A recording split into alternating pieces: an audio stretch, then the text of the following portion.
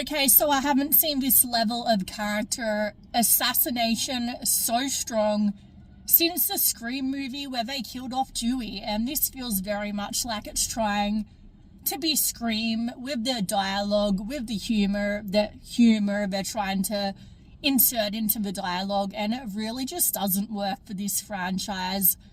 I feel like it would have been so much better if they made it just a straight up horror movie. That sort of meta humor worked really well in the Scream movies, but it just doesn't translate here. It feels like it's trying to be a copy paste of the original with the constant callbacks, and callbacks and Easter eggs are fun when they're part of a good story with character development, tension, suspense, build up to good kills. This movie has none of that. I went in really wanting to like it. I'm a huge fan of 90s slashers. Scream will always be my favourite, but still, I went into this really wanting to like it.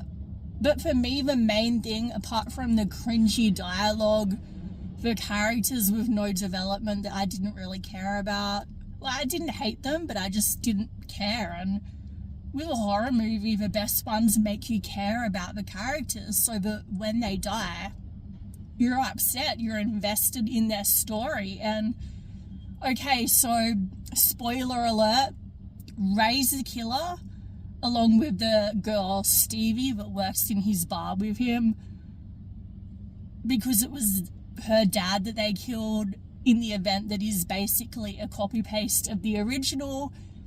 And the reason that he did it was unresolved trauma. And the whole point of the theme of this movie is that men don't deal with their trauma seriously. It feels like character assassination. Sorry, I have the flu right now, as you can obviously tell. So anyway, look, I feel like that would have been a really good theme to explore, actually, if it was done correctly. But here it felt so ham-fisted and almost like they had an agenda. It just felt really mean-spirited at times. Like, Ray was telling Julie at the end how he feels, and yes, he is a psychopath. I'm not denying that, but Julie basically says, no, she actually says to him, who cares? Which, A, you have a serial killer with a knife or a hook, rather, basically trying to kill you, so maybe pretend to be nice, pretend to care about your ex-husband and his PTSD. I mean, you're a teacher that teaches about mental health issues. The whole movie just felt like it was one big ad campaign for going to counselling. And like, yes, that is a good issue, but it just feels like they were trying to make it something that it wasn't. It shouldn't have been about that.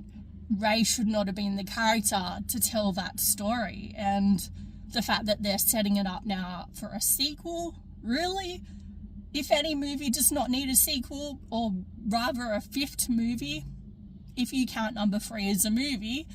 I mean, even the end of 2 isn't really canon anymore, I guess. Who knows what's happening? I did not enjoy this. Save your money, wait for streaming.